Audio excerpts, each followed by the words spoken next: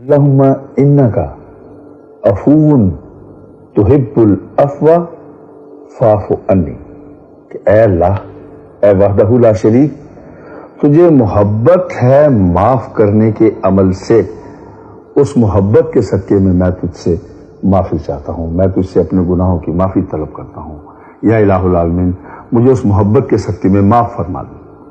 तो ये अमल जो खुदा को खुद पसंद है, माफ कर देने का, तो जो उसका बंदा किसी को माफ करता होगा तो खुदा उससे कितना खुश होता होगा, खुदा उसके लिए कितने अच्छे रास्ते हम बनाता होगा, उसे कितनी अच्छाइयों की तरफ ले जाता होगा। क्योंकि खुदा को माफ कर देने का जो अमल है, क्योंकि वो गफूर रहीम है, रहमान और रहीम है। रहमान होने के नाते भी उसका काम है माफ करना, रहीम होने के नाते भी उसका काम है माफ करना। तो एक लफ्ज को दो जगह क्यों कहा गया, रहमान और रहीम क्यों कहा गया? मानी दोनों के एक हैं, लेकिन ये दो जगह क्यों कहा गया?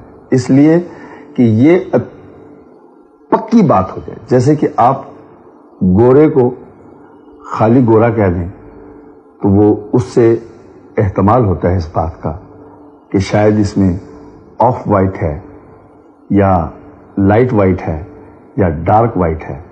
लेकिन जब आप उसे कहेंगे ना गोरा चिट्टा, चिट्टे की जब उस पर आप दस्तक देंगे, जब चिट्टे के लिए लफ्ज लगा देंगे, तो वो उसकी दलील हो जाएगी कि इससे ज्यादा सफेद ये ही सफेद है।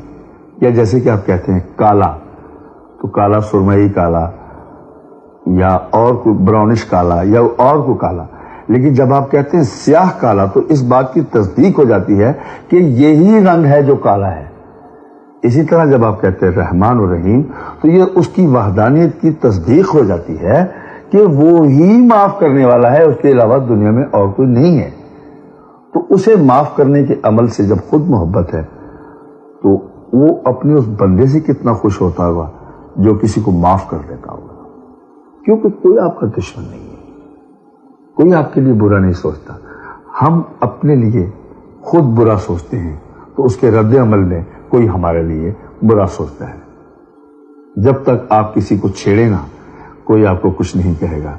जब आप किसी पे आवाज कसेंगे, जब आप किसी के लिए बुरा कहेंगे, जब आप किसी के पीछे बैठ के बुरी बातें करेंगे, उससे डोमिनेट करने की कोशिश करेंगे, तो उस वक्त उसके कानों में जब आपके लिए ये खबरें पहुंचेंगी, तो वो भी आपको बुरा कहने की कोशिश करेगा।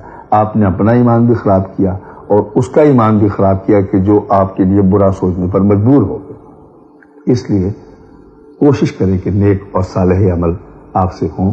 मेरी आपके लिए दुआ है कि अल्लाह ताला की ज़ात आपको मोहब्बत करने का सलीका उजागर करे जो आपके अंदर है।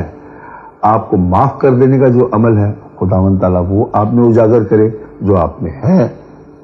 और अल्लाह ताला आपको किसी के काम आने की तौफीक दे और अल्लाह ताला की ज़ात उसमें बरकत डाले कि आप जितना इंसानियत के काम आओगे, जितना किसी के लिए बेहतर सोचोगे, उतना आपकी आकबत अच्छी होगी। आपका अगला सफर जो है, जो जिस स्टेशन पे आपने जाना है, उस स्टेशन पर बड़े आराम से